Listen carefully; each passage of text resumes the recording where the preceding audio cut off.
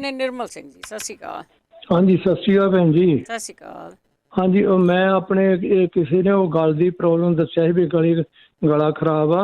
ਹਾਂਜੀ ਜਿਹੜਾ ਤੁਹਾਡੇ ਹੱਥ ਦੀ ਜਿਹੜਾ ਜਿੱਦਾਂ ਅੰਗੂਠੇ ਦੀ ਸੇਧ ਦੇ ਵਿੱਚ ਪਿੱਛੇ ਜਿਹੜੀ ਹੱਡੀ ਆ ਨਾ, ਹਾਂਜੀ ਤਕਰੀਬਨ 4 ਉਂਗਲਾਂ ਪਿੱਛੇ ਨੂੰ ਜਾਓ ਨਾ, ਬਖੂਣੀ ਵਾਲ ਦੇ ਪਾਸੇ ਨੂੰ, ਉੱਥੇ ਦੇਖੋ ਤੁਹਾਨੂੰ ਗਠੀ ਜਿਹੀ ਮਿਲਣੀ ਕੋਈ ਨਾ ਕੋਈ।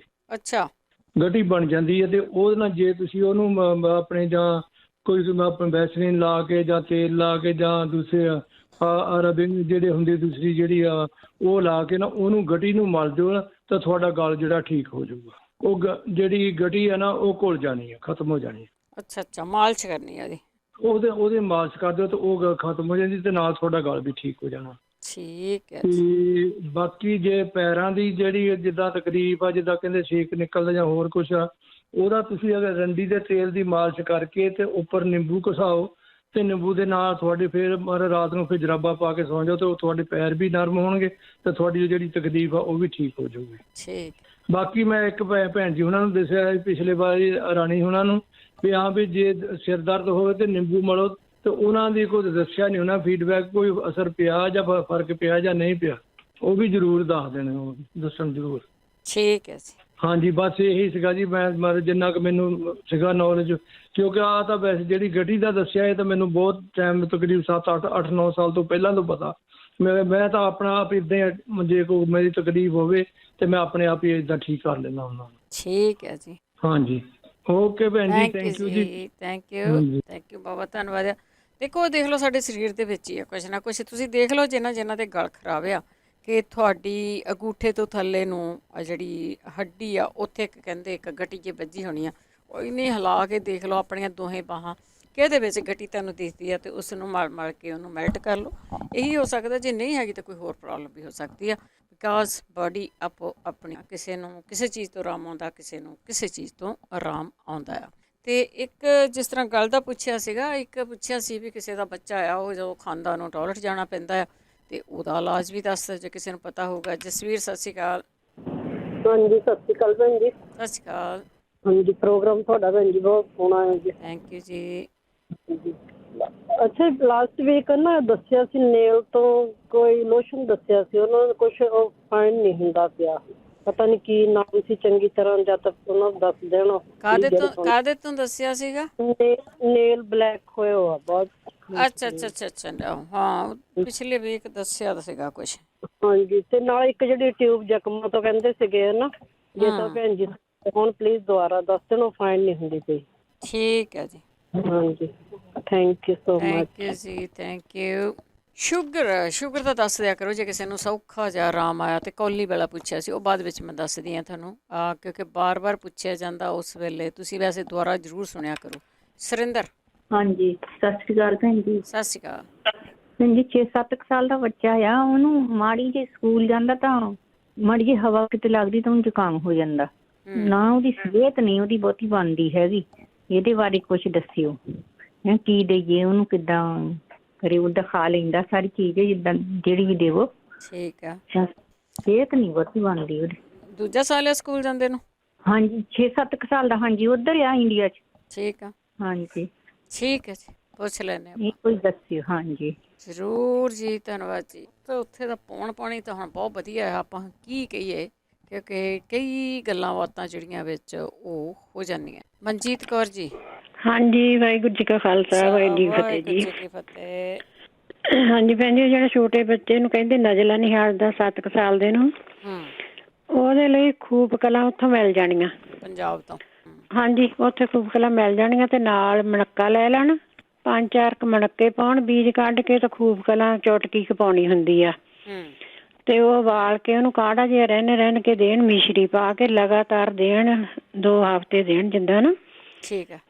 ਹਾਂਜੀ, ਬਿਲਕੁਲ ਠੀਕ ਹੋ ਜਾਣਾ ਬੱਚੇ ਨੇ। ਅਸੀਂ ਵਰਤਿਆ ਸੀਗਾ ਆਪਣੇ ਇੱਕ ਬੱਚੇ ਲਈ, ਤਾਂ ਉਹ ਠੀਕ ਹੋ ਗਿਆ ਸੀਗਾ। ਇੱਕ ਬਜ਼ੁਰਗ ਨੇ ਪੁੱਛਿਆ ਸੀਗਾ ਵੀ ਨੱਕੋਂ ਪਾਣੀ ਨਹੀਂ ਚੋਣੋਂ ਹਟਦਾ, ਨਜ਼ਲਾ ਡਿੱਗਦਾ ਆ। ਹਾਂਜੀ। ਉਹ 1 ਚਮਚਾ ਬੇਸਣ ਦਾ ਘੀ 'ਚ ਭੁੰਨ ਲੈਣ, ਤਾਂ ਚਮਚਾ ਵਿੱਚ ਖਸਖਸ ਦਾ ਪਾ ਲੈਣ। ਅੱਛਾ ਜੀ। ਹਾਂਜੀ, ਦੁੱਧ ਪਾ ਕੇ ਉਹ ਪਤਲਾ ਪਤਲਾ ਪੀਣ, ਵਿੱਚ ਪਾ ਲੈਣ ਗੁੜ ਜੋ ਮਿੱਠਾ, ਸ਼ੱਕਰ ਜੋ, ਮਿਸ਼ਰੀ ਜੋ ਵੀ ਮਿੱਠਾ ਪਾਉਣਾ ਉਹਨਾਂ ਨੇ, ਉਹ ਬਣਾ ਕੇ ਪੀਣ। ਤਾਂ ਉਹ ਜਿਹੜਾ ਨਜ਼ਲਾ ਚੋਂਦਾ ਉਹਨਾਂ ਦਾ ਖੁਸ਼ਕ ਹੋ ਜਾਣਾ ਆ। ਠੀਕ ਹੈ। ਇਹ ਕਰਕੇ ਦੇਖ ਲੈਣ। ਹਾਂਜੀ, ਤੇ ਬਾਕੀ ਦੱਸਣਾ ਸੀਗਾ ਅੱਗੇ ਪੁੱਛਦੇ ਆ ਕਈ ਵਾਰੀ ਬੱਚਿਆਂ ਲਈ ਵੀ ਕਾਬਜ਼ ਹੋ ਜਾਂਦੀ ਛੋਟੇ ਬੱਚਿਆਂ ਨੂੰ ਹਨਾ।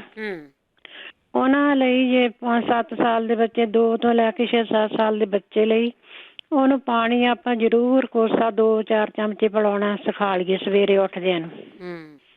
ਪਾਣੀ ਦੀ ਆਦਤ ਜ਼ਰੂਰ ਪਾਉਣੀ ਚਾਹੀਦੀ ਹੈ। ਬਾਕੀ ਗਰਮ ਪਾਣੀ ਦੇ ਵਿੱਚ ਕੋਸੇ 'ਚ ਸ਼ਹਿਦ ਪਾ ਕੇ ਉਹਨੂੰ ਪਿਲਾਵੋ। ਦੂਜਾ ਹੈਗਾ ਆ ਸੌਂਫ ਰਿੰਨ ਕੇ ਉਬਾਲ ਕੇ ਪਾਣੀ ਉਹ ਕੋਸਾ ਕੋਸਾ ਬੱਚੇ ਨੂੰ ਦੇਵੋ। ਹਾਂਜੀ, ਦੁੱਧ ਦੇ ਵਿੱਚ ਘਿਓ ਪਾ ਕੇ ਬੱਚੇ ਨੂੰ ਦੇਵੋ। ਇੱਕ ਘੇ ਲੂਹ ਕੇ ਰੱਖਣਾ ਆਪਾਂ ਹਿੰਗ ਵਾਲਾ। ਅੱਛਾ। ਹਾਂਜੀ, ਕੋਈ ਵੀ ਬੱਚਾ ਹੈਗਾ ਆ 2-4 ਮਹੀਨੇ ਦਾ ਵੀ ਛੋਟਾ ਵੀ ਜੇ ਹੋਵੇ ਤਾਂ ਆਪਾਂ ਉਹਨੂੰ ਹਿੰਗ ਦੇ ਸਕਦੇ ਹਾਂ ਘੇ 'ਚ ਲੂਹ ਕੇ। ਵੱਡੇ ਬੱਚੇ ਤੱਕ ਦੇ ਸਕਦੇ ਹਾਂ। ਵੱਡੇ ਬੱਚੇ ਨੂੰ ਤਾਂ ਆਪਾਂ ਇੱਕ ਚਮਚਾ ਵੀ ਦੇ ਸਕਦੇ ਘੇ ਦਾ ਹਨਾ ਹਿੰਗ ਵਾਲੇ ਦਾ ਖਾਣਾ ਆ। ਹਾਂਜੀ, ਉਹਨੂੰ ਗਰਮ ਗਰਮ ਬਣਾਓ ਕੋਸਾ ਕੋਸਾ। ਜੇ ਛੋਟੇ ਬੱਚੇ ਉਹਨੂੰ ਆਪਾਂ ਅਸੀਂ ਤਾਂ ਏਦਾਂ ਕਰੀਦਾ ਸੀ ਬਣਾ ਕੇ ਰੱਖ ਲਈਦਾ ਸੀ ਹਿੰਗ ਵਾਲਾ ਘੇ ਵਿੱਚ 2-4 ਲੌਂਗ ਲੂਹ ਲੈਣੇ। ਜਦੋਂ ਬੱਚਿਆਂ ਨੂੰ ਆਪਾਂ ਰੋਜ਼ ਹੀ ਨਲਾਈਦਾ ਸੀਗਾ ਨਲਾ ਕੇ ਕੋਸਾ ਕੋਸਾ ਘੇ ਜ਼ਰੂਰ ਪਿਲਾਈਦਾ ਸੀਗਾ। ਅੱਛਾ। ਹਾਂਜੀ, ਉਹਦੇ ਨਾਲ ਕਾਬਜ਼ ਨਹੀਂ ਰਹਿੰਦੀ ਤੇ ਪੇਟ ਨਰਮ ਰਹਿੰਦਾ ਤੇ ਬੱਚਾ ਬਿਲਕੁਲ ਠੀਕ ਰਹਿੰਦਾ ਆ। ਏਦਾਂ ਦੇ ਇਲਾਜ ਕਰਨੇ ਚਾਹੀਦੇ ਆ। ਦੁੱਧ ਵਿੱਚ ਸ਼ਹਿਦ ਪਾ ਕੇ ਪਿਲਾਓ ਬੱਚੇ ਨੂੰ। ਬੱਚਿਆਂ ਨੂੰ ਆਪਾਂ ਫਰੂਟ ਦੀ ਆਦਤ ਨਹੀਂ ਪਾਉਂਦੇ, ਆਪਾਂ ਨਹੀਂ ਖਾਂਦੇ ਤੇ ਬੱਚਿਆਂ ਨੂੰ ਤਾਂ ਜ਼ਰੂਰੀ ਆ ਉਹਨਾਂ ਨੂੰ ਸਿਖਾ ਕੇ ਖਾਣ। ਛੋਟੇ ਬੱਚਿਆਂ ਨੂੰ ਆਦਤ ਪਾਈਏ ਤਾਂ ਉਹਨਾਂ ਨੂੰ ਵੀ ਜਿੱਦਾਂ ਕਾਬਜ਼ ਤੋਂ ਆਰਾਮ ਰਹੂਗਾ। ਪਾਣੀ ਜ਼ਰੂਰ ਕੋਸਾ ਉਹਨਾਂ ਨੂੰ ਪਿਲਾਉਣੇ ਦੀ ਆਦਤ ਪਾਵੋ। ਜੇ ਬੱਚਾ ਨਹੀਂ ਵੀ ਟੋਇਲਟ ਤੇ ਜਾਣ ਇਹਨੂੰ ਕਰਦਾ ਵੀ ਨਹੀਂ ਉਹਨੂੰ ਹੌੜਕ ਹੁੰਦੀ ਆ ਵੀ ਜਾਂਦਾ ਨਹੀਂ ਡਰਦਾ ਮੈਨੂੰ ਆਉਣੀ ਨਹੀਂ ਤਾਂ ਉਹਨੂੰ ਮੱਲੋ ਮੱਲੀ ਆਪ ਬਿਠਾ ਲਓ। ਆਪ ਜਿੱਦਾਂ ਖਿਆਲ ਰੱਖੋ ਬੱਚੇ ਦਾ ਨਾ। ਕਾਬਜ਼ ਤਾਂ ਬਹੁਤ ਔਖੀ ਬਿਮਾਰੀ ਹੈ ਤਾਂ ਆਪਾਂ ਨੂੰ ਪਤਾ ਹੀ ਹੈ ਕਿੰਨਾ ਔਖਾ ਹੋ ਜਾਂਦਾ। ਜੇ ਪਹਿਲਾਂ ਤੋਂ ਕਾਬਜ਼ ਦੀ ਪ੍ਰੋਬਲਮ ਹੋ ਜਾਵੇ ਤਾਂ ਫਿਰ ਵੱਡੇ ਹੋ ਕੇ ਵੀ ਜ਼ਿਆਦਾ ਹੀ ਫਿਰ ਤੰਗੀ ਰਹਿੰਦੀ ਹੈ ਨਾ। ਉਹੀ ਫਿਰ ਤੁਹਾਡਾ ਮਿਹਦਾ ਹੀ ਉੱਦਾਂ ਕਦਾ ਹੋ ਜਾਂਦਾ ਆ। ਹਾਂਜੀ, ਤੇ ਕੋਲੈਸਟਰੋਲ ਵਾਲਿਆਂ ਲਈ ਵੀ ਦੱਸਣਾ ਸੀਗਾ। ਇੱਕ ਤਾਂ ਆਪਾਂ ਕਲੌਂਜੀ ਤੇ ਦਾਲਚੀਨੀ ਸ਼ਹਿਦ ਖਾਂਦੇ ਹਾਂ। ਇੱਕ ਉੱਦਾਂ ਹੀ ਕੱਲੀ ਜਿੱਦਾਂ ਦਾਲਚੀਨੀ ਵੀ ਸ਼ਹਿਦ ਲਾ ਕੇ ਚੱਟ ਲਈਏ ਤਾਂ ਉਹਦੇ ਨਾਲ ਵੀ ਫਰਕ ਪੈਂਦਾ ਆ। ਠੀਕ ਆ।